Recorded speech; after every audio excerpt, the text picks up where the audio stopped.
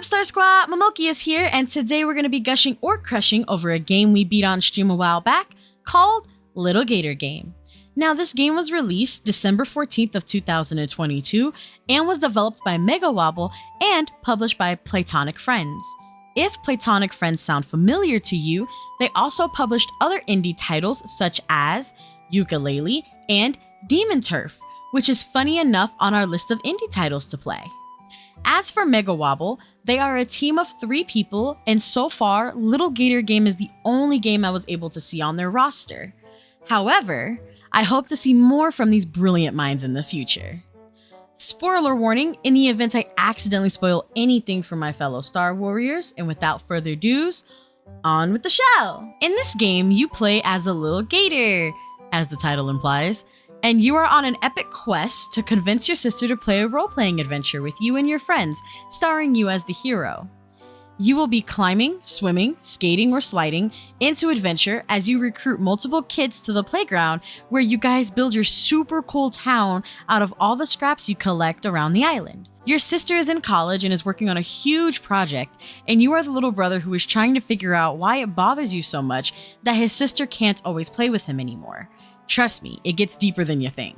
The whole video game starts with you and your sister when you guys were younger, reading about a video game that was just released, and deciding then and there to make your very own game.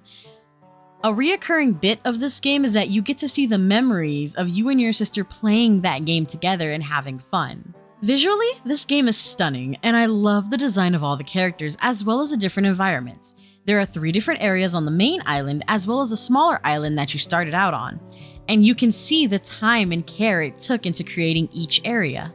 The thick forest, the watery water park, and the steep peaks of the mountain area, all different, and all the different enemies, quote unquote, that you could destroy throughout your adventure. I do love that everything is made of cardboard and looks completely homemade, but there is still the essence of effort that was taken into each and every enemy character model, from the slimes to the skeletons to the flying enemies that were tied to balloons. There were even some enemies in the ocean that had cute little cardboard floaties to match. Speaking of cardboard, you end up crafting a good portion of your weapons, shield, and extra items like the ragdoll, or even the camera, which is an actual working, functioning camera. While games are meant to have a fantasy element to them, I appreciate that this game is shrouded in some form of reality, just with a different skin, mostly the anthropomorphic animal skin. This game had a handful of really great game references, as well as references from other franchises overall.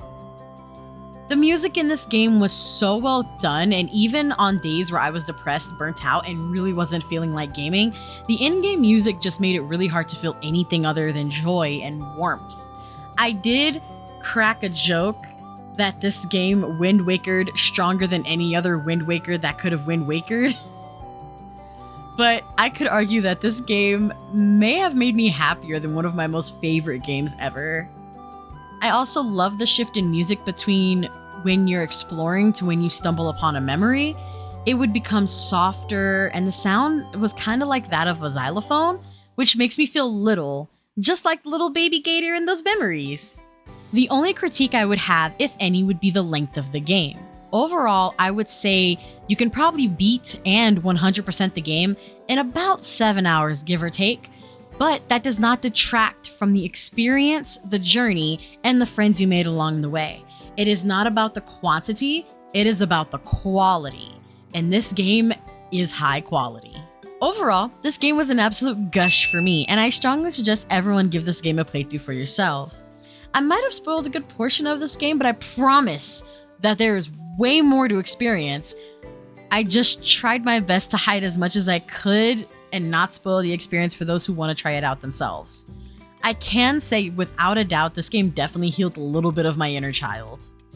This game is available on Steam for a solid $20 and is available on all consoles. This game is not available on Xbox Game Pass. I had to buy it on Steam. If you've played this game before, let me know. Did you have different opinions than I? Let's open up that conversation. If there are any other indie titles you would like for me to check out, leave them in the description below. I'm always looking for more games to play.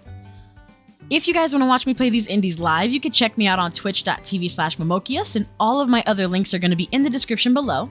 The next Gush or Crush is going to be on Have a Nice Death. I did not get to beat this game to completion, but we're still going to talk about it anyway. I hope to see all of you guys there, and until next time, be good, shine bright, don't let anyone dim that light, and stay awesome!